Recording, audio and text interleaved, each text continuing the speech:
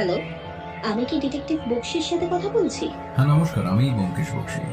তবে ডিটেকটিভ নই, সত্যান্বেষী।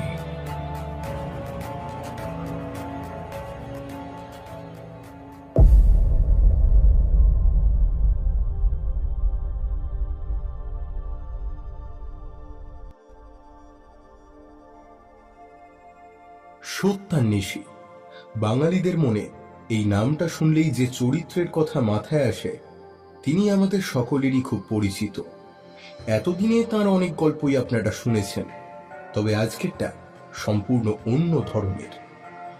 বাঙালিদের সব থেকে প্রিয় গোয়েন্দা সত্যান্বেষী ব্যোমকেশ বক্সী, আর সেই চরিত্র অবলম্বনে আজ আপনাদের শোনাব মানস কুমার কর্মকারের কলমে ব্যোমকেশ বক্সীর গল্প হত্যা রহস্য।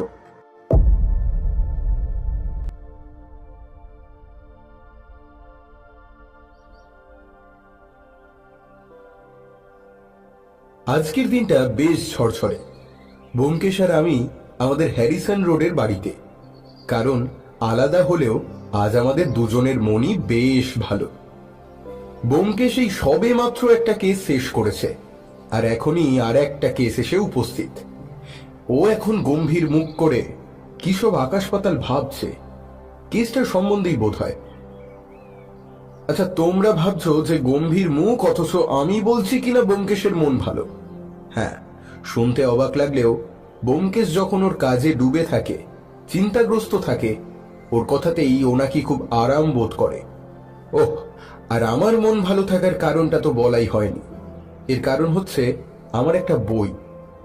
আজ আমার লেখা একটা বই প্রকাশ হবার দিন। বইটাতে মোট 10টা গোয়েন্দা গল্প আছে। একটা ছাড়া সবকটাই আমার কল্পিত কাহিনী নিয়ে লেখা, আর প্রথম গল্প যেটা, সেটাও কিছুটা কল্পনা মিশ্রিত সত্য ঘটনা। ব্যাপারটা একটু বলি তাহলে। কেসটা ছিল কয়েক মাস আগের, তখন বর্ষাকাল। সে সময় সবেমাত্র রঘুনাথপুরের কেসটা মিটিয়ে আমরা বাড়ি ফিরেছি। কদিন খবরের কাগজটা সেভাবে পড়াও হয়নি। সেদিন সকালে ব্যোমকেশ একসঙ্গে 4টে খবরের কাগজ নিয়ে পড়তে বসেছে। খবরের কাগজ পড়তে পড়তে ব্যোমকেশ হঠাৎ বলে উঠল, ব্যাপার তো খুবই গোলমেলে বন্ধু। আমি বললাম, কি ব্যাপার বলো তো? ব্যোমকেশ চেয়ার থেকে উঠে একটা সিগারেট ধরালো, একটা টান দিয়ে বলল, বুঝলে অজিত, আমাদের পয় ভাগ্য তো খুবই খারাপ দেখছি। তারপর সিগারেটে আর একটা টান দিয়ে ধোঁয়া ছেড়ে বলল, আবার পয় ভালো বলতে পারো। আমি একটু অধৈর্য হয়েই বললাম, আচ্ছা হেঁয়ালিটা বন্ধ করে সাধারণ ভাষায় কথাটা বলা যায় কি? ব্যোমকেশ একটু হেসে বলল, কেন যাবে না, আলবাত যাবে। গত কয়েক মাস আমরা একটা ভালো কেসের জন্য আকুলি বিকুলি করছিলাম, কিন্তু তার দেখা পাওয়া যাচ্ছিল না। আর যেই কদিন আমরা একটু শহরের বাইরে গেলাম, এত সব ঘটে গেল। তাই বলছিলাম আর কি। হ্যাঁ সে তো বুঝলাম, কিন্তু হয়েছেটা কি? ব্যোমকেশ আমার দিকে দুটো খবরের কাগজ ছুঁড়ে দিল। এই দেখো, দুদিনে দুটো খুন, প্রত্যেকটা মৃতদেহেই একাধিকবার আঘাতের চিহ্ন।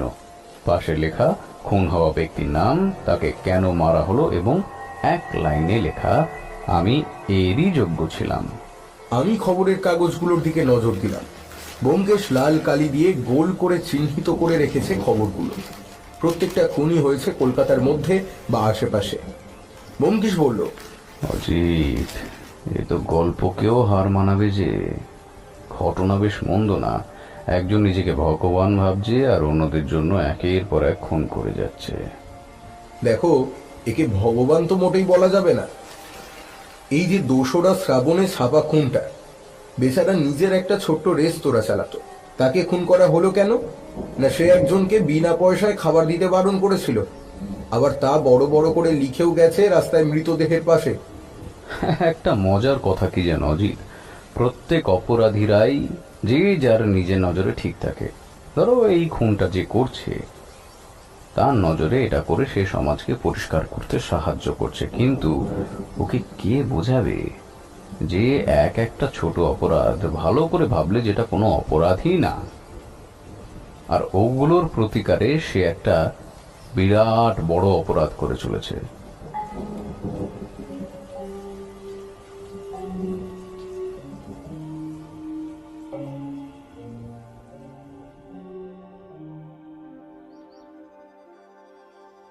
৫ই শ্রাবণ। আজও খবরের কাগজে সেই খুন। এটা নিয়ে পরপর ৩টে খুন হলো এ শহরে। প্রশাসন নড়ে চড়ে বসেছে। খোঁজ খোঁজ রব পড়ে গেছে চতুর্দিকে। ব্যোমকেশ অবশ্য এখনো যোগ দেয়নি এতে, কিন্তু নজর রাখছে প্রত্যেকটা ঘটনাতে। আজ দুপুরে খেয়ে দিয়ে ব্যোমকেশ কোথায় যেন বেরোলো, বলে গেল ফিরতে দেরি হতে পারে। ব্যোমকেশ অবশ্য সন্ধ্যের আগেই ফিরে এলো, হাসি হাসি মুখ। এসেই বলল, যতটা কঠিন হবে ভেবেছিলাম ততটা হলো না। তবে কি ও সিরিয়াল কিলারকে খুঁজে ফেলেছে?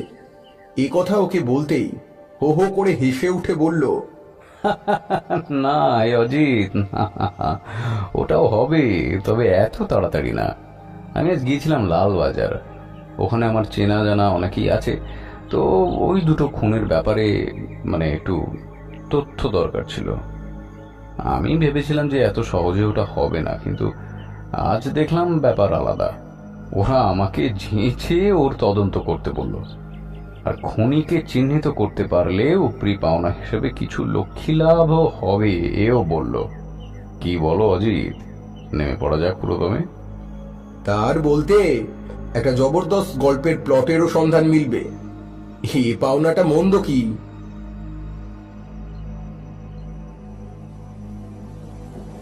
সন্ধে অনেকক্ষণই নেমে এসেছে।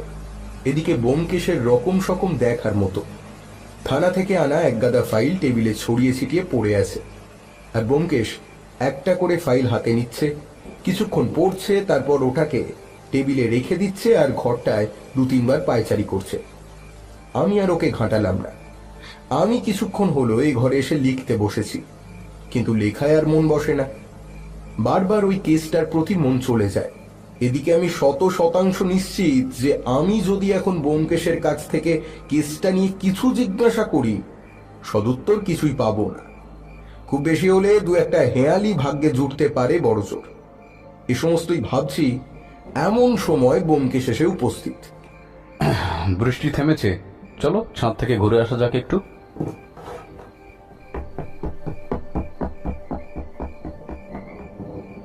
সবে মাত্র বৃষ্টিটা থেমেছে, ঠান্ডা ঝোড়ো বাতাস বইছে এখন। ভিজে মাটির গন্ধ, ঝিঝি পোকা আর ব্যাঙের এক সুরে ডেকে যাওয়া। আকাশে মেঘের পিছনে পূর্ণিমার চাঁদ, সব মিলিয়ে একটা নৈসর্গিক দৃশ্য। ব্যোমকেশ একটা সিগারেট ধরালো আর একটা আমায় দিল। একটা টান দিয়ে আকাশে ধোঁয়া ছেড়ে বলল, অনেক সময় পেশাদার খুনিও ভুল করে বসে অজিত। আবার এই কেসটার কথাই ধরো না, একটা সাধারণ কেস যেখানে প্রমাণ লোপাটের কোনো চেষ্টাই হয়নি, অথচ খুনের ধরন এক হওয়ায় খুনি যে একজনই সেটা অবশ্যই বোঝাও যাচ্ছে, কিন্তু সাহায্যকারী কোনো প্যাটার্ন নজরে আসছে না। খুনগুলো এতটাই অগোছালোভাবে করা হয়েছে যে কোনো সাদৃশ্য, কোনরূপ সংযোগ খুনগুলোর মধ্যে লক্ষ্য করা যাচ্ছে না। সে কি, ব্যোমকেশও কি হাল ছেড়ে দিল নাকি? না না, তা নয়, তবে এই কেসটা একটু আলাদা। এতে আকাশ পাতাল ভেবে মরে গেলেও কিছুই হাতে আসবে না এভাবে চললে। এই কেসটা এতটা ভাববার বিষয় নয়। আমাদের পুরো প্রথম থেকে শুরু করতে হবে, আর খুনির সাথে আমাদেরও তাল মেলাতে হবে। ওর মতো করে ভাবতে হবে আমাদের অজিত, ওর মতো করে ভাবতে হবে। এরপর আর কেউ কথা বললাম না। দুজনে প্রকৃতির সৌন্দর্য উপভোগ করতে করতে সিগারেট দুটো শেষ করলাম। এরপর রাতে আর কথা এগোলো না, তাড়াতাড়ি খেয়ে নিয়ে শুয়ে পড়লাম।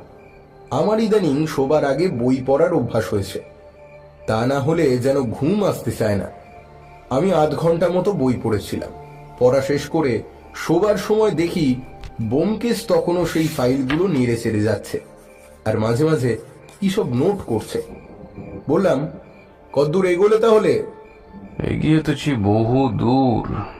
এবার কাল এটাই দেখতে হবে আমাদের এগোনোর রাস্তাটা সঠিক না ভুল।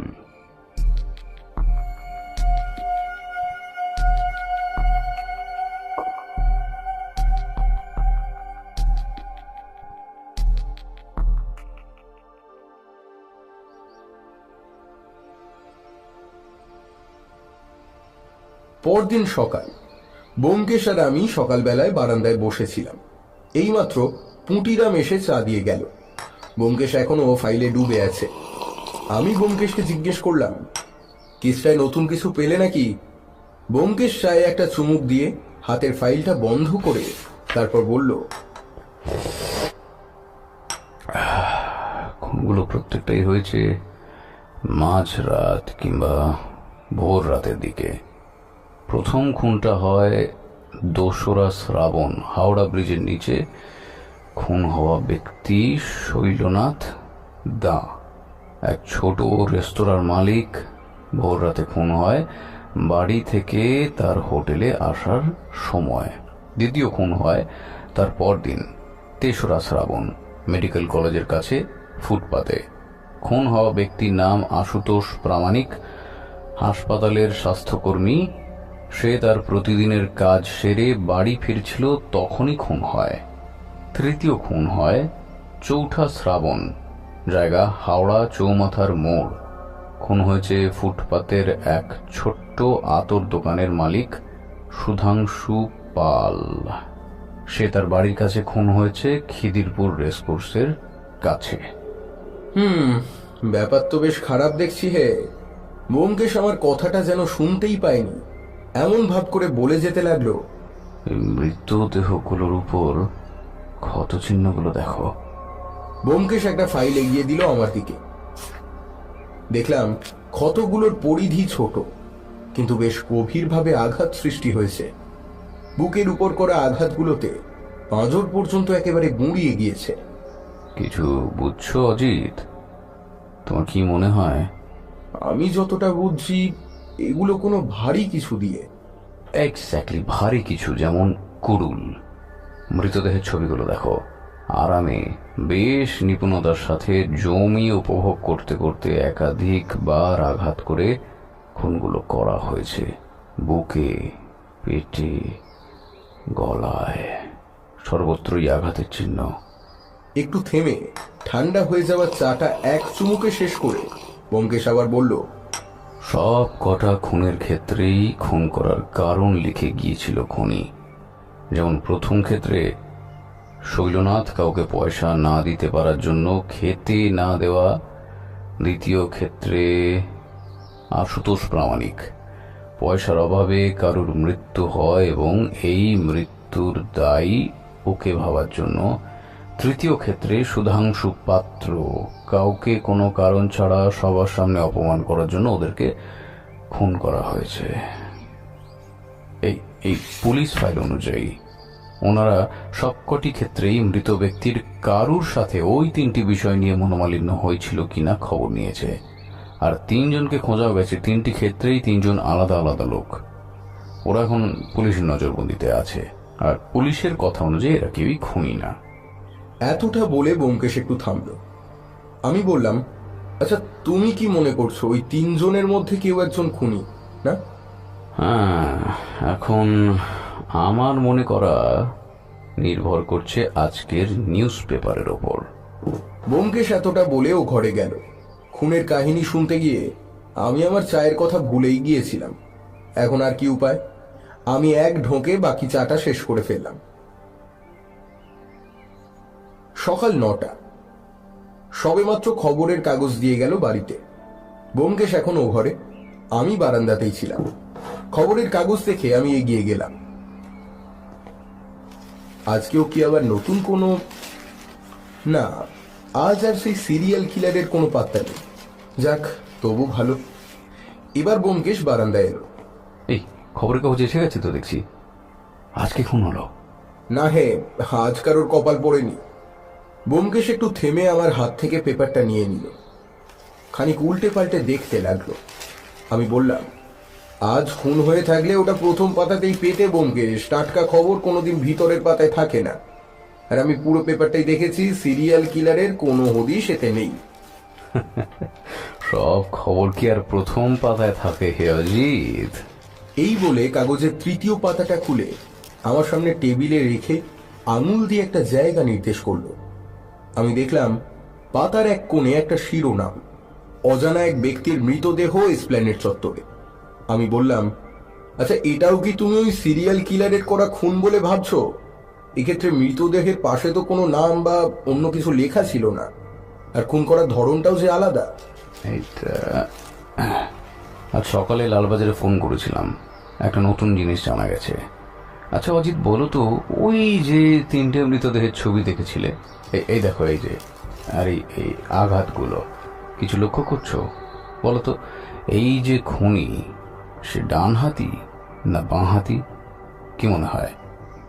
আমি ব্যোমকেশের থেকে ছবিগুলো নিলাম। বেশিরভাগ আঘাত ডান দিক ঘেঁষে, একটু বাঁকা, আর বাঁদিকে যে কটা আঘাত পড়েছে সেগুলো প্রায় সোজাভাবে অবস্থান করছে। আমি বললাম, এটা কি বাঁহাতি কোনো মানুষের কাজ? আমার তো তাই মনে হচ্ছে। আচ্ছা, এবার এই আজকের খবরের কাগজের ছাপার ছবিটা দেখো, এটা দেখে কি মনে হয়? এতে তো দেখছি বাঁদিকে আঘাতের সংখ্যা বেশি, আর আঘাতগুলো একটু তীর্যক ভাবে। আর ডান দিকে যদিও কটা আঘাত আছে সেগুলো প্রায় সোজা। পূর্বের খুনগুলোর পুরো বিপরীত। এই খুনটা করা ব্যক্তি তো ডান হাতেই মনে হচ্ছে। তাহলে ব্যোমকেশ, এটা কিভাবে ওই সিরিয়াল কিলারটার কাজ হতে পারে? ও হচ্ছে বাঁ হাতি, আর এই যে খুনটা যেটা কাল হয়েছে, মানে আজ ছাপা খুনটা, কোনো ডান হাতি খুনির কাজ তো। ব্যোমকেশ হঠাৎ উঠে পড়ল, বলল, ওটা তো চাক্ষুষ দেখার পরই বোঝা যাবে। নাও, তৈরি হয়ে নাও, এখনই বেরোতে হবে আমাদের। হ্যাঁ সে নয় বেরোলাম, কিন্তু আমরা কোথায় যাচ্ছি? আর চলোই না, বেশ মনোরম সে জায়গা।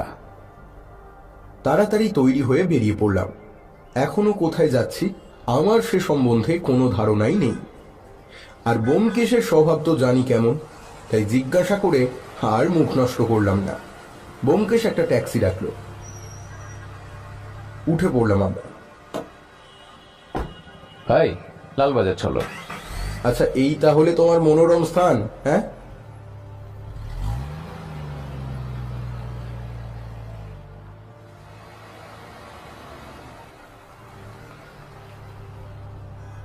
লালবাজারে পৌঁছেই দেখলাম সারা পুলিশ স্টেশন জুড়ে যেন দক্ষ যজ্ঞ চলছে। সবাই ব্যস্তভাবে এদিক ওদিক ছোটাছুটি করছে। পুলিশদের মাছি তাড়ানোর দিন তাহলে ফুরিয়েছে ভেবে একটু মৃদু হাসিও পেল আমার, কিন্তু কিছু প্রকাশ করলাম না। আমাদের থানাতে দেখেই থানার ওসি শাস্ত্রী মশাই হাসি মুখ করে এদিকে এগিয়ে আসতে আসতে বললেন, কি হে, কাদের পায়ে ধুলো পড়লো আজ থানায়? তারপর কি খবর ব্যোমকেশ, অজিত? কেস কদ্দূর এগোলো? আচ্ছা এই তাহলে ব্যাপার। আমি এতক্ষণ এটাই ভাবছিলাম যে এত আদরের সাথে কথাবার্তা কেন চলছে। পূর্বে তো আলাদা সুর শোনা যেত ওনার মুখে, একটা দুটো টোন টিটকিরি তো শোনা যেতই ব্যোমকেশকে টিকটিকি বলে সম্বোধন করে। আজ সত্যি ওদের অবস্থা খুবই খারাপ। না হলে ব্যোমকেশের সাহায্য যেচে হাসি মুখে নেওয়ার মানুষ আর যেই হোক শাস্ত্রী মশাই অন্তত নয়। এগিয়ে এসে আমার আর ব্যোমকেশের সঙ্গে উনি হাত মেলালেন, মুখে বললেন, কেসের ব্যাপারটা কদ্দূর এগোলো? ওটার জন্যই আসা। বলে ব্যোমকেশর কাপড়ের পার্স ব্যাগ থেকে একটা খবরের কাগজের কাটা টুকরো দেখালো শাস্ত্রী মশাইকে। উনি বললেন, আহা ব্যোমকেশ, তুমি ওই 3টে খুনের ব্যাপারটাই দেখো, এগুলোর জন্য অনেক সময় পড়ে আছে। এটা ওই কেসেরই সম্বন্ধিত? যা কি যে বলো। এই যে খবরটা তুমি দেখালে, মৃত ব্যক্তি এক বস্তির বাসিন্দা, নাম মলয় সেন, ওসব অসভ্য জাতি। প্রতিনিয়তই এরকম কত মারা পড়ে খুনোখুনি করে। ও নিয়ে চিন্তা করো না, আমরা খুনিকে ঠিক ধরে ফেলবো। আর কটা দিন যাক। আমার বিশ্বাস এই খুনটাও এই একই ব্যক্তির করা যে আগের 3টে খুন করেছে। কিভাবে? এটা তো ডান হাতি কোনো মানুষের করা কাজ। আর ব্যোমকেশ, তুমি নিশ্চয়ই এটা বুঝতে পেরেছো যে আগের খুনগুলো করা ব্যক্তি বাঁ হাতি ছিল। পরে সব বুঝিয়ে বলছি, কিন্তু তার আগে গতকাল খুন হওয়া ব্যক্তির মৃতদেহটা কি একটু দেখা যায়? হ্যাঁ হ্যাঁ, অবশ্যই, এসো আমার সাথে। শাস্ত্রী মশাই এতটা বলে পেছনে আসার ইশারা করে এগিয়ে চললেন। 2-3টে মোড় ঘোরার পর আমরা থানার মর্গে পৌঁছলাম। টেবিলে রাখা ফাইল দেখে শাস্ত্রী মশাই বললেন, এই যে এই দিকের 13 নম্বরটায় আছে। মৃতদেহটা বার করা হলো। সামনাসামনি দেখতে কি বিভৎসই না লাগছে।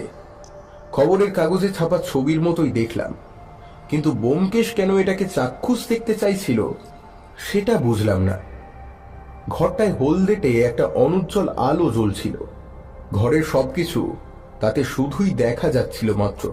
কিন্তু পরিষ্কার কোনো কিছু বোঝা অবশ্যই যাচ্ছিল না।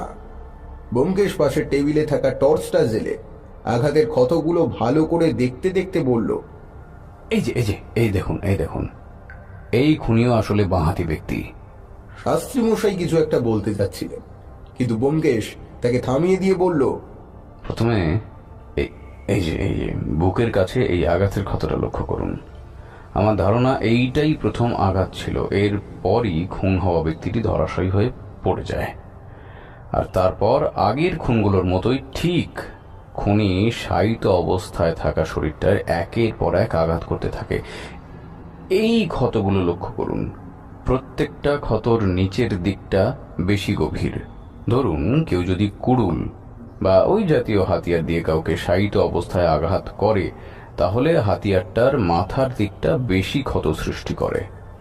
কিন্তু এক্ষেত্রে হয়েছে উল্টো। এরকমটা তখনই হয় যখন খুনি আঘাতগুলো পায়ের দিক থেকে নয়, মাথার দিক থেকে করে। শাস্ত্রী মশাই একটু তুতলিয়ে বললেন, তাহলে তো সব একদম মিলে যাচ্ছে। আগের 3টে খুনের মতো এটার খুনিও বাঁ হাতি, কিন্তু আগের সবকটা ক্ষেত্রে খুনি যখন মৃতদেহের পাশে তার নাম, তাকে খুন করার কারণ এসব লিখে রেখে যাচ্ছিল, এটার ক্ষেত্রে তেমনটা করলো না কেন? শাস্ত্রীবাবু, খুনগুলো করেছে কোনো সিরিয়াল কিলার, কোনো পুলিশ অফিসার তো নয় যে সবসময় নিয়ম মেনে চলবে। ব্যোমকেশ আমার কথা শুনে একটু হেসে উঠতেই শাস্ত্রী মশাইয়ের গম্ভীর মুখ দেখে ব্যোমকেশ একটু সামলে নিয়ে বলে উঠল, প্রথম 3টি ক্ষেত্রে খুনি খুন করেছে খেলা করবার জন্য। সে নিজেকে এই বুঝিয়ে শান্ত করত হয়তো যে সে যা করছে ঠিকই করছে। ওরা অপরাধী ছিল আর ওদের মৃত্যুই প্রাপ্য ছিল। আর মৃতদেহের পাশে মৃত ব্যক্তির নাম, তাকে কেন মারা হয়েছে এসব লেখার কারণও অনুরূপ। কারণ সে নিজেকে সবার কাছে জাহির করতে চায়, সবাইকে জানাতে চায় ওর কথা। কিন্তু শেষ ক্ষেত্রে তা হয়নি। খুনি খুনটা করেছে কিছু চাপা দেওয়ার জন্য বা কোনো ভুলবশত। তাই খুনির কাছে এবার নিজেকে ঠিক প্রমাণ করার জন্য কোনো কথা ছিল না। এই জন্যই হয়তো খুনি শেষ খুনটা করে আগের বারের মতন ওসব কিচ্ছু করেনি। এতটা বলে ব্যোমকেশ একটু থামল, তারপর বলল, হয়তো হয়তো হয়তো হয়তো এটাই ঘটেছে। হয়তোবা আমার পুরো ধারণাটাই ভুল। দুটো কেসেরই বাঁহাতি খুনি। এটা শুধুমাত্র ঘটে গিয়েও থাকতে পারে। মানে দুটো কেসের খুনি সম্পূর্ণ আলাদা লোক। এটা হওয়াটাও অসম্ভব নয়। এবার শাস্ত্রী মশাই একটু চটেই গেলে। তা সব কথা শেষে হয়তো যদি জুটতেই হলো, তো কেমন গোয়েন্দা তুমি হে? গোয়েন্দা না, সত্যান্বেষী। এতে পুলিশ মহাশয়ের মুখ রাগের চোটে আরো লাল হয়ে উঠল। ব্যোমকেশ ওনাকে কিছু না বলতে দিয়ে বলল, খুব জোর 2 দিন, এর মধ্যেই খুনিকে শনাক্ত করে ফেলতে পারবো আমি আশা রাখছি। এই কেসটাকে নিয়ে শাস্ত্রী মশাই যে খুবই চাপে আছেন তা বেশ বোঝা গেল। ব্যোমকেশের শেষ মশকরাটা একদমই গায়ে মেখে নিলেন, শুধু বললেন, আশা করছি তুমি যেন ঠিক হও। আমরাও চেষ্টা করে যাচ্ছি, দেখা যাক তারপর কি হয়। এখন সত্যি বলতে কি বেচারার জন্য কিছুটা দুঃখও অনুভব করছি। আমরা লালবাজার পুলিশ ফাঁড়ি থেকে বেরিয়ে এলাম। আমি ব্যোমকেশকে জিজ্ঞাসা করলাম, তাহলে এখন কোথায় যাব? শেষ খুনটা যেখানে হয়েছিল ওখানেই।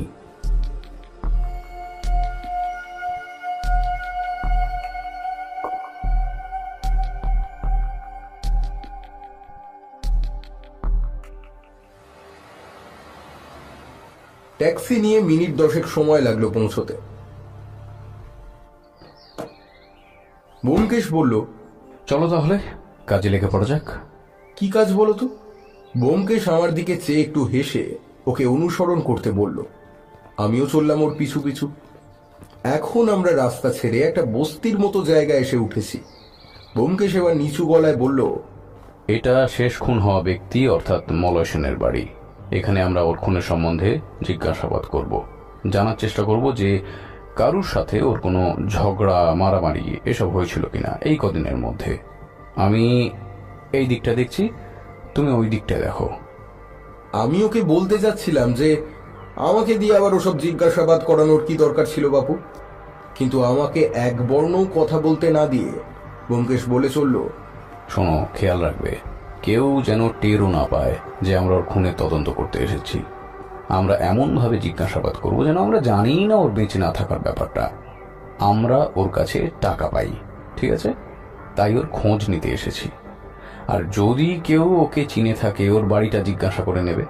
আর যদি ব্যক্তিটি খুনের কথাটা জেনে থাকে, তাহলে কৌশলে একটু দুঃখ দুঃখ ভাব করে জানতে চাইবে কে খুন করলো, কারোর সাথে ঝগড়া টগড়া এইসব ছিল কিনা। এতটাই, ব্যাস। এর থেকে এক বর্ণ বেশি জিজ্ঞাসা করবে না, কারণ আমার বিশ্বাস খুনি এই বস্তিরই কিংবা এর আশেপাশেরই বাসিন্দা। এমনও হতে পারে আমরা খুনির কাছ থেকেই খুনের সম্বন্ধে জিজ্ঞাসা করছি। তো এতটাই আপাতত, চলো কাজে লেগে পড়ো। বস্তিটা বেশ বড়, দরমার দেওয়াল আর টিনের ছাউনি দেওয়া সব ঘর, সব মিলিয়ে ৩০ পরিবারের বাস। ব্যোমকেশ এতক্ষণে ওদিকটায় চলে গেছে, হয়তো জিজ্ঞাসাবাদ শুরুও করে দিয়েছে। যা থাকে কপালে বলে আমিও এগিয়ে চললাম। একটা বাঁশের মাচায় একটা লুঙ্গি পরা খালি গায়ে লোক বসে বিড়ি টানছিল। আমি গিয়ে একটু ইতস্তত করে জিজ্ঞাসা করেই ফেললাম, আচ্ছা শুনছেন? হ্যাঁ আপনাকে বলছি, হ্যাঁ মলয় সেন বলে কেউ এখানে থাকেন? লোকটা বিড়ি টানা থামিয়ে একটু তাকালো আমার দিকে, ২-১ সেকেন্ড নির্লিপ্তভাবে চেয়ে থেকে আবার বিড়ি টানায় মন দিল। আমি এরকম অদ্ভুত পরিস্থিতিতে এর আগে কখনো পড়িনি। কি করব ঠিক করতে পারলাম না।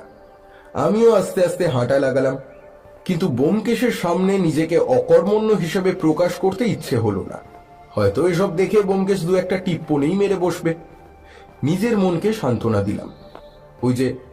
ওই যে সামনে আর একজন বসে, একটা ছেঁড়া মাদুর পেতে বসে ঠোঙা তৈরি করছে। আমি এগিয়ে গিয়ে ওনাকে জিজ্ঞাসা করলাম, আচ্ছা এখানে মলয় সেন নামে কেউ থাকে? আমার প্রশ্ন শুনে কাজ থেকে চোখ না সরিয়েই একটু গম্ভীর স্বরে তিনি বললেন, খবর বুঝি শোনা হয় না, তাই না? না মানে আমি ওর কাছ থেকে বেশ কিছু টাকা পেতাম। তা আমার কথা সম্পূর্ণ করতে না দিয়েই লোকটা ওনার কাজ থামিয়ে আমার দিকে চেয়ে বলে উঠলেন, এই নিয়ে ৫-৬ জন এসে তাগাদা করে গেছে। এমনিতেই বেঁচে থাকতে বাড়িতে তো একটা কুটো দিয়েও সাহায্য করেনি কখনো, আর এখন মৃত্যুর পর ওর দেনা শোধ করতে করতে মরে যাওয়ার জোগাড় হলো আমার। বলো বলো, তুমি কত টাকা পাও বলো।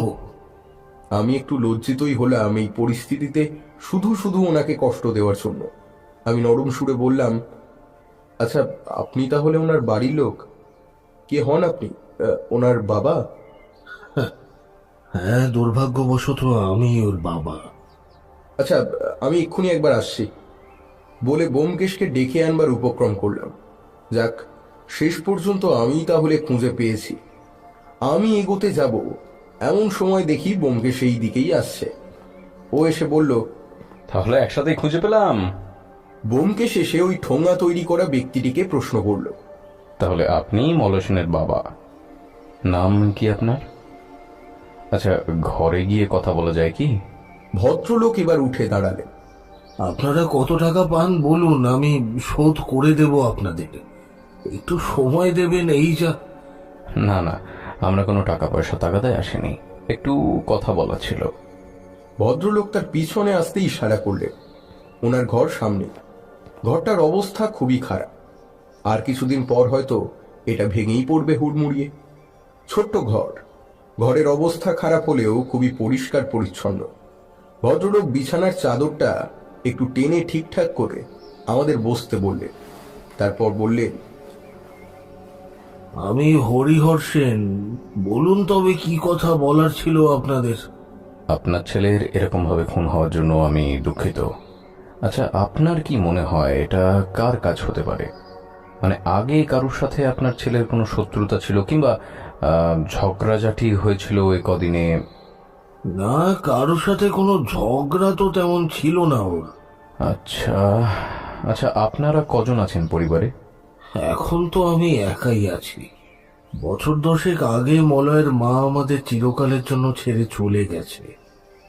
তারপর মলয়টার বিয়েও দিয়েছিলাম, কিন্তু অভাবের চোটে সেও বস্তির একজনের সাথে পালিয়ে গিয়ে বিয়ে করেছে। আর এখন মলয়টাও এইভাবে।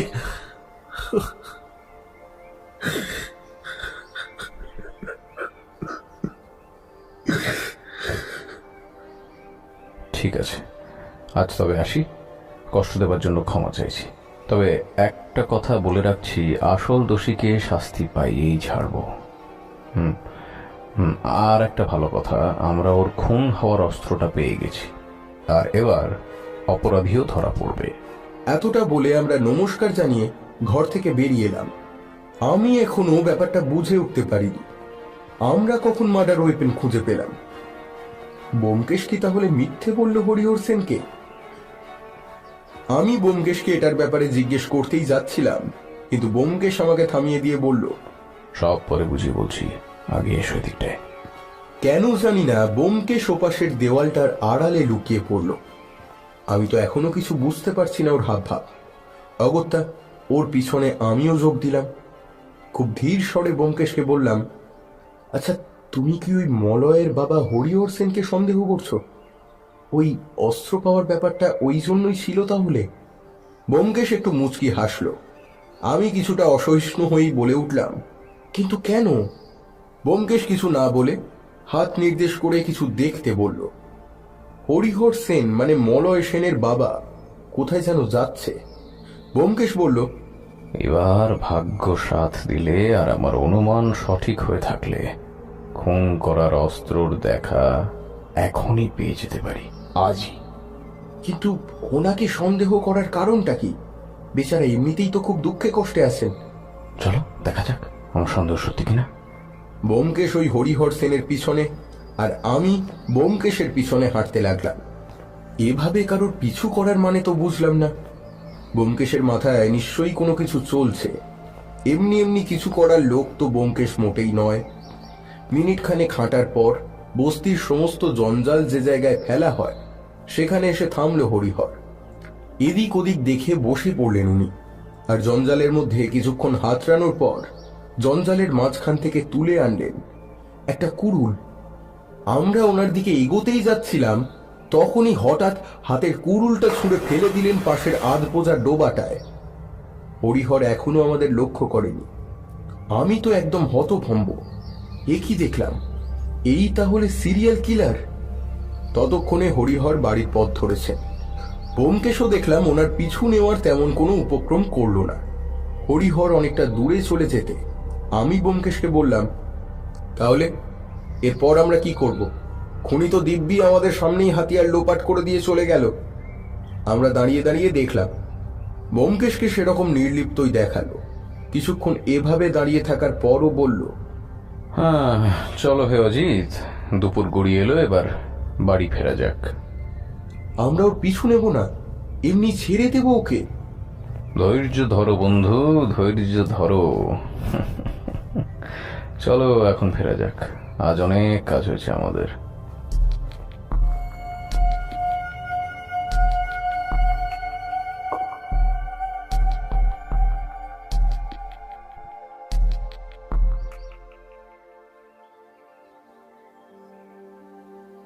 আমরা বাড়ি ফিরে এলাম। আমি বারান্দায় খাবার টেবিলে বসে। পুঁটিরাম এইমাত্র আমার আর ব্যোমকেশের জন্য খাবার রেখে গেছে, কিন্তু ব্যোমকেশের এসব দিকে খেয়ালই নেই। ডাইনিং টেবিলের পাশে পায়চারি করে যাচ্ছে। হঠাৎ পায়চারি থামিয়ে বসে পড়লো চেয়ারে, তারপর বলল, অজিত, আজ রাতের ঘুমটা নষ্ট হলো বলে। কেন বলো তো? আর ওখানে কি সব ঘটনা ঘটলো সবটা একটু খুলে বলো দেখি। ব্যাপার তো সোজা। আচ্ছা, আমরা যখন হরিহর সেনকে দেখলাম সে তখন কি করছিল বলতো? কেন? ঠোঙা তৈরি করছিল। তুমি নিশ্চয়ই তার হাতের দিকটা খেয়াল রাখোনি। উনি ঠোঙা বানাচ্ছিলেন দু হাত দিয়েই, কিন্তু ওর ডান হাতের তুলনায় বাঁ হাতটা একটু বেশি সাবলীল ভাবে চলছিল। আর ওই ঘরেতেও আমাদের বসার আগে যখন বিছানাটা হাত দিয়ে ঠিক করে দিচ্ছিল তখনও ওটা বাঁ হাত দিয়েই করেছে। মানে হরিহর বাঁ হাতি, কিন্তু এটা থেকে তুমি একেবারে নিশ্চিত হয়ে গিয়েছিলে কি করে? বাঁ হাতি মানুষ তো অনেক আছে। অনুমান অজিত, অনুমান। কিছু কিছু ক্ষেত্রে অনুমানও কাজে লাগে সত্য সন্ধানে। আর আমি তো বলবো অনুমানই হলো গোয়েন্দা সত্যান্বেষীর প্রধান হাতিয়ার। যা দিয়ে আঘাত করা যায় না ঠিকই, কিন্তু ভয় দেখানো তো চলতেই পারে। আচ্ছা, এখন তো আমরা একদম নিশ্চিত যে হরি খুনি, না হলে কেউ তো সাধ করে নিজের কুড়ুল আস্তা করে ঢুকোয় না। তাও আবার খুনের হাতিয়ার খুঁজে পাওয়া গেছে, এটা শোনার পরপরই তা ডোবাতে ফেলতে যায় না। আমরা পুলিশকে খবর দিচ্ছি না কেন? ওই যে বললাম, আমাদের অনুমান এক বড় অস্ত্র, কিন্তু ওটা চালানোর জন্য অজিত আমাদের কাছে সেরকম কোনো প্রমাণই নেই ওকে গ্রেপ্তার করানোর জন্য। আর ওই পচা ডোবা থেকে অস্ত্রটা খোঁজাও কাউকে না জানিয়ে করা সম্ভব নয়। তাছাড়া শুধুমাত্র বাঁহাতি হওয়াটা যে কোনো দোষের মধ্যে পড়ে তা তো নয়। আমাদের ওকে হাতে নাতে ধরতে হবে। ওকে তো দেখলাম ওর ছেলের মৃত্যুতে বেশ ভেঙে পড়েছে, কিন্তু ও হঠাৎ খুনটা করতে গেল কেন? কারণ কি কিছু বুঝতে পারছো? ওদিকে জিজ্ঞাসাবাদ করার সময় জেনেছিলাম মলয় সেন খুব একটা কাজের লোক ছিল না। সারাদিন এদিক ওদিক ঘুরে বেড়াতো, বাড়িতে পা রাখতই না বললে চলে। ওর বাবা খুব চিন্তিত ছিল এসব নিয়ে। আগে বাবা ছেলের মধ্যে এ নিয়ে ঝামেলা না হলেও মলয়ের মৃত্যুর একদিন আগে থেকে ক্রমাগত ঝগড়াঝাটি চলে যাচ্ছিল। আর একটা কথা, হরিহর বলেছিল যে মলয়ের কারুর সাথে কোনো ঝগড়াঝাটি ছিল না, কিন্তু বস্তির সবার কথাতেই মলয় খুব রক চটা লোক ছিল। হয়তো এইসব কারণেই এই বয়সে রেগে গিয়ে খুন করে বসে নিজের ছেলেকে। কিন্তু আমি বুঝছি না আগের 3টে খুন করার মানে কি? ওই খুনগুলোর জন্য কি বাবা ছেলের মধ্যে ঝামেলা হচ্ছিল? কি জানি।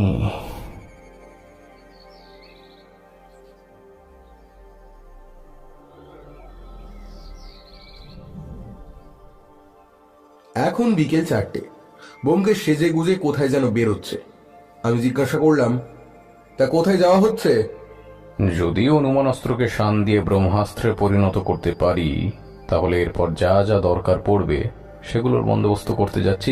আর তুমি তৈরি হয়ে থেকো, আজ রাতে নির্ঘাত ভ্রমণ যোগ আছে। অর্থাৎ বোমকেশ এখন লালবাজারে যাচ্ছে, শাস্ত্রী মশাইয়ের কাছে। আমি বসে ভাবার চেষ্টা করছিলাম যে হরিহরের মতো একজন বৃদ্ধ মানুষ হঠাৎ করে একের পর এক খুন করতে কেন শুরু করলেন? এমনকি নিজের ছেলেকে পর্যন্ত রেহাই দিলেন না। এবার অন্য ক্ষেত্রে যেমনটা নাটকীয়ভাবে খুন হওয়া ব্যক্তির নাম ধাম, তাকে খুন করার কারণ সবকিছু লিখে আসতেন, তার ছেলের ক্ষেত্রে সবকিছুই করলেন না। ছেলেকে হারিয়ে তাকে যথেষ্ট দুঃখিত মনে হয়েছিল। তবে কি বোমকেশের কথাই ঠিক? রাগের মাথায় ভুলবশত ছেলেকে খুন করে বসেন হরিহর? কি জানি। যাক, আর ভেবে লাভ নেই।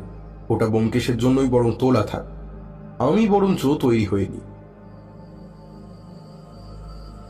বোমকেশ বাড়ি ফিরল 7টার কাছাকাছি।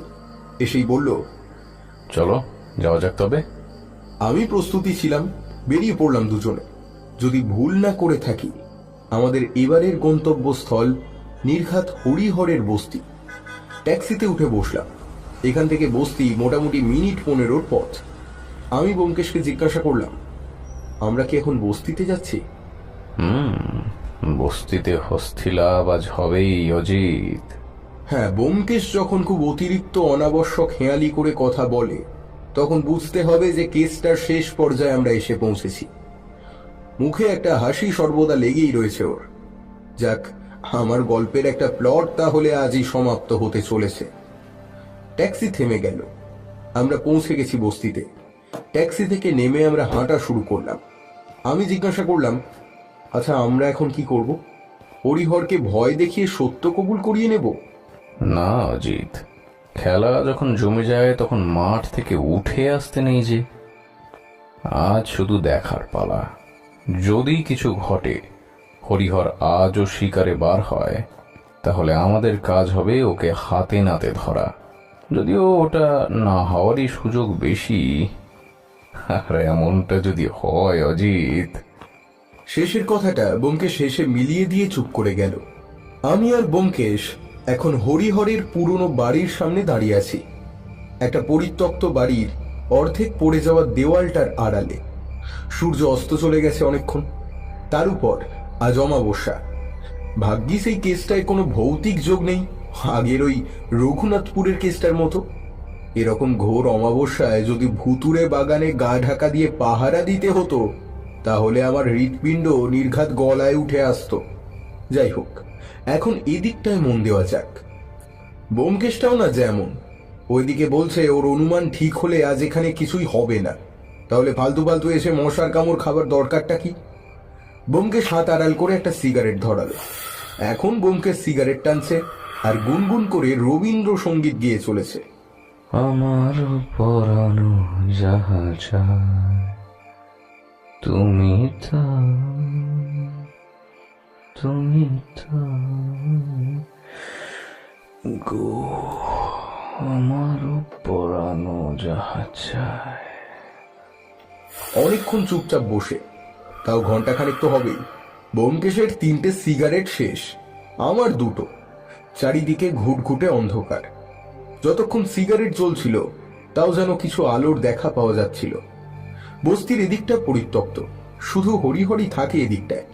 তারপর 7-8টা ঘর ভাঙাচোরা অবস্থায় ফাঁকা পড়ে আছে দুপাশেই। ওর পর আবার কিছু লোকের বসবাস।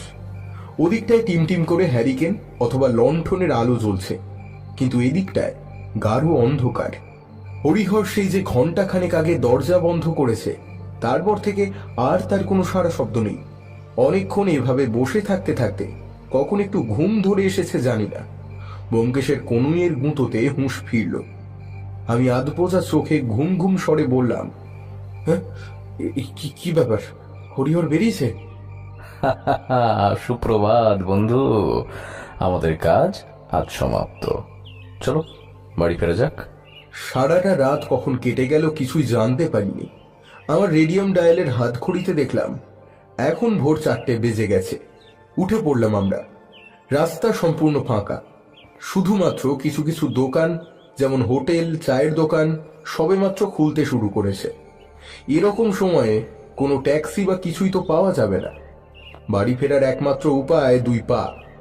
কি আর করা যাবে? নিস্তব্ধ রাস্তায় খটখট আওয়াজ তুলে বাড়ির দিকে হাঁটা লাগালাম। আর ঘুমের ঘোরে কেসের ব্যাপারে কিছু জিজ্ঞাসাও করলাম না ব্যোমকেশকে। যা হবে কাল সকালে এক প্রস্থ ঘুমের পর দেখা যাবে।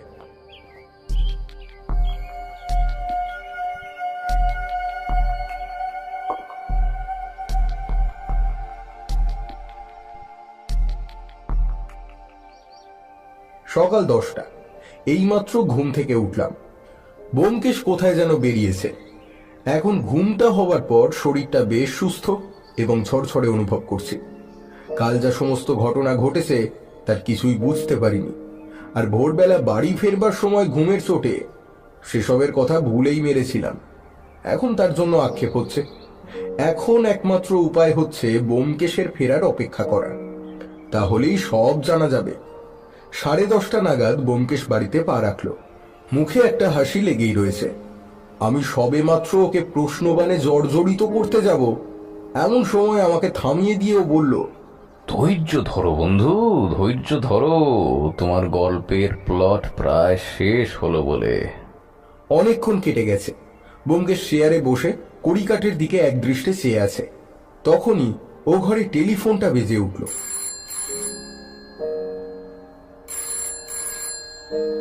ও ঘর থেকে ব্যোমকেশের গলা পেলাম। হ্যাঁ, আমরা তৈরি হইয়াছি। ফোন রেখে দিল ব্যোমকেশ। ঘরে এসে বলল, অজিত, তৈরি হয়ে নাও এখনই। সত্য অন্বেষণের সময় যে উপস্থিত হয়ে পড়েছে। সত্য তো প্রকাশ হয়েই পড়েছে ভায়া, এবার তো শুধুমাত্র প্রমাণ করার অপেক্ষা। সর্ষের মধ্যে যেমন ভূত থাকে অজিত, সেরকমই আমরা অনেক সময় যেটাকে সত্য বলে মনে করি সেটার মধ্যেও অনেক মিথ্যে উপস্থিত থাকতেই পারে। আমি ভাবলাম ব্যোমকেশকে আর ঘাঁটিয়ে লাভ নেই।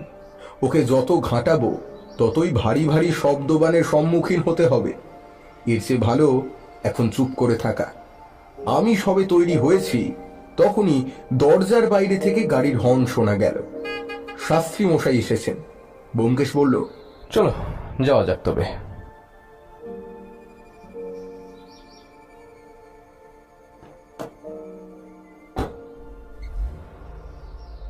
আমরা জিপে উঠে বসলাম। গাড়িতে সামনের সিটে গাড়ি ড্রাইভার আর শাস্ত্রী মশাই, পিছনে আমি আর ব্যোমকেশ। গাড়ি চলতে শুরু করলো। মিনিট 5 মধ্যে আমরা পৌঁছে গেলাম বস্তিতে। ড্রাইভার গাড়িতেই থেকে গেল।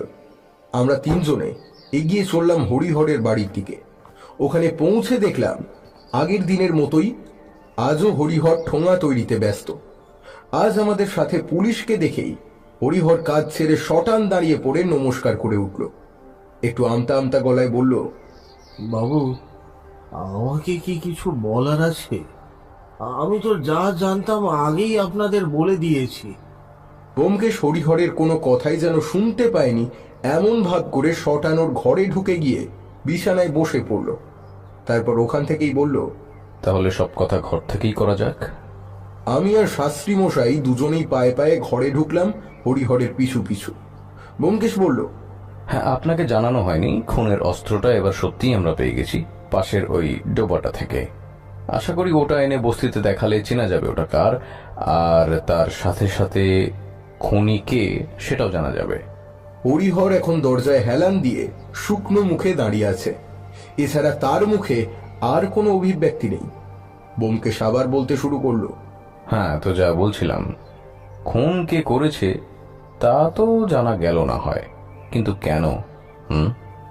এরপর হরিহরের দিকে তাকিয়ে ব্যোমকেশ বলল, কি হরিহর বাবু, আপনি কি বলেন? হরিহর এবার কেঁদে ফেলল। অস্পষ্ট স্বরে সে বলল,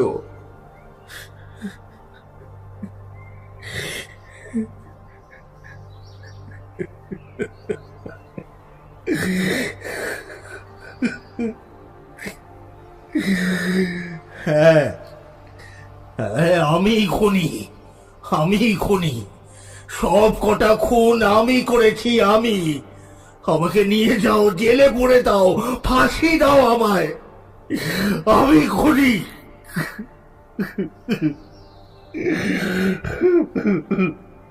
আমরা সবাই তো এটা জানতামই যে হরিহরই খুনি, তাই আমরা কেউই ততটা অবাক হলাম না। কিন্তু এত সহজেই উনি ওনার দোষ স্বীকার করে নেবেন ভাবতে পারিনি। এবার শাস্ত্রী মশাই কিছু একটা বলতে যাচ্ছিলেন, কিন্তু ব্যোমকেশ তা বলতে না দিয়ে বলে উঠল, হ্যাঁ, খুন আপনি করেছেন, কিন্তু সব কটা খুন না। এবার অবাক হওয়ার পালা আমাদের। সবকটা খুন সে করেনি মানে? তাহলে কি করলো? হরিহর এবার বলল, মানে সব কটা খুন আমি করেছি বাবু। আমি করেছি।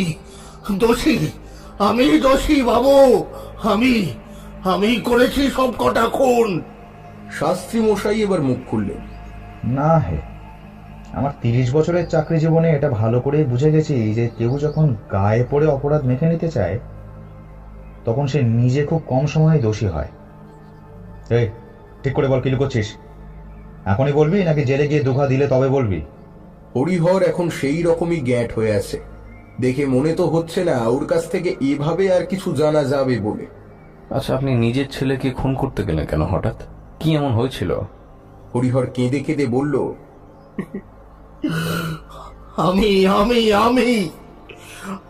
আমি খুন করেছি ওকে। আমাকে ধরে নিয়ে যান বাবুরা, আমাকে ধরে নিয়ে যান। আমি খুন করেছি। অজিত, শাস্ত্রী মশাই, খুনগুলোর ধাঁচ দেখে আমরা বুঝতে পারি যে খুনি বাঁহাতি ছিল আর হরিহর বাবুও বাঁহাতি, কিন্তু এখানে একমাত্র উনি বাঁহাতি ছিলেন না, তাই না হরিহর বাবু? আপনার ছেলে মলয়, সেও তো বাঁহাতি ছিল, তাই নয় কি? না, কই, কেন বাঁহাতি হতে যাবে? ও তো বাঁহাতি ছিল না। আর মিথ্যে বলে লাভ নেই হরিহর বাবু। আশেপাশের কাউকে ডাকলে সেই বলে দেবে যে মলয় বাঁহাতি ছিল। ওতে কি হয়? এতে কিছুই প্রমাণ হয় না, এতে। মলয় এখন আর বেঁচে নেই হরিহর বাবু, কিন্তু আপনি যেটা করেছেন এর জন্য নির্ঘাত আপনার ফাঁসি হবে। কেউ বাঁচাতে পারবে না আপনাকে। তার থেকেও বড় কথা, পরজন্ম, কর্মফল বলে যদি কিছু থেকে থাকে, তাহলে মলয়কে তার পিতৃ হত্যার পাপের অধিকারী আপনি নিশ্চয়ই করতে চাইবেন না। আমি শুনেছি ও ছোট থেকেই একটু মানসিকভাবে অস্বাভাবিক ছিল, তাই ওর কাছে ছোট ছোট ভুলের জন্য মৃত্যুর শাস্তি দেওয়াটা কোনো দোষের মনে হয় না। কিন্তু আপনি যেটা করেছেন, এরপর আপনার যাই শাস্তি হোক না কেন, সেটার দায়ভার মলয়ের কাঁধেই ন্যস্ত হবে। এরপর আপনি ঠিক করুন হরিহর বাবু, আপনার কর্তব্য। সত্য লুকিয়ে কোনো দিন ভালো কিছু ঘটেনি, আর ভবিষ্যতেও ঘটবে না। হরিহর উঠে দাঁড়ালো, দরজায় ঝোলানো গামছায় চোখ মুখ মুছে একটু ধাতস্থ হয়ে থেমে বলতে শুরু করলো। ও ছোট থেকে এমন ছিল না বাবু। যখন মলয়ের 15 বছর বয়স, তখন ওর মা মারা যায়। এই ঘটনায় খুবই আঘাত পায় ও। ওর কোলে মাথা রেখেই ওর মা মারা যায়। কিন্তু কেন জানি না ওর মার মৃত্যুর জন্য নিজেকেই দায়ী করতে থাকে ও। এরপর আস্তে আস্তে ও যেন কেমন খিটখিটে মারকুটে স্বভাবের হয়ে যায়। আজ এখানে মারপিট তো কাল ওখানে। এসব পাগলামির কারণেই হয়তো খুনগুলো করে বসে ও। হরিহর একটু থামলো। শাস্ত্রী মশাই এবার বললেন, তো তুমি জানতে যে ওই খুন করে বেড়াচ্ছে সমস্ত নিরীহ লোকেদের? তুমি তো আর ভারসাম্যহীন নও বাপু। তবে ওকে আটকাওনি কেন? পুলিশে খবর দাওনি কেন? একটু কড়া স্বরেই বলে উঠলেন কথাগুলো। ব্যোমকেশ একটা দীর্ঘশ্বাস ছেড়ে বলল, কিন্তু এসবের জন্য মলয়ের এইটা প্রাপ্য ছিল কি? ওর দরকার ছিল ডাক্তারের, ওকে খুন করার নয়।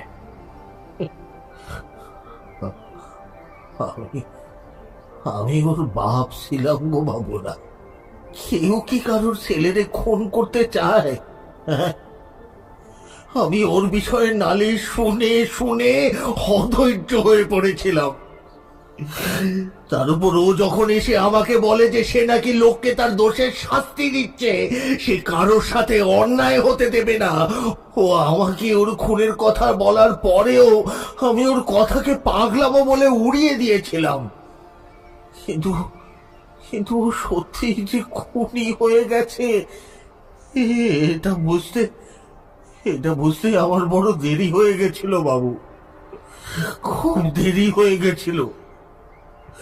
বিশ্বাস করুন আমি চেষ্টা করেছিলাম ওকে বোঝানোর। আমি অনেক অনেক চেষ্টা করেছি, কিন্তু বোঝেনি, কিছুতেই বোঝেনি। ও বাচ্চা ছেলের মতোই জেদ করছিল জানেন। আবার আরো একটা খুন করতে চলেছিল ও। এ নিয়েই কথা কাটাকাটি চলছিল আমাদের।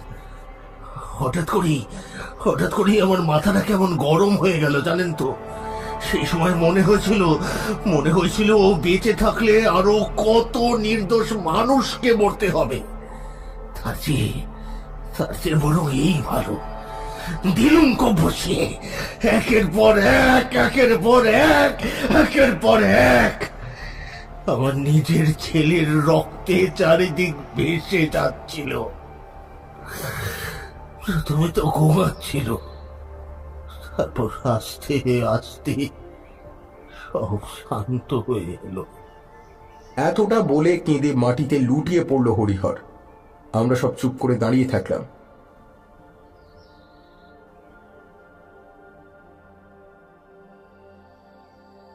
রাত্রিবেলা ছাদে আমি আর ব্যোমকেশ দুজনে সিগারেটের ধোঁয়া ছাড়ছিলাম। ব্যোমকেশ বলল, না, ভেবেছিলাম খুনিকে ধরার পর খুব আনন্দ পাবো অজিত, কিন্তু আনন্দের এক ফোঁটাও আজ আমার মধ্যে নেই। এই কেসটায় দোষী কে ছিল বলো তো অজিত?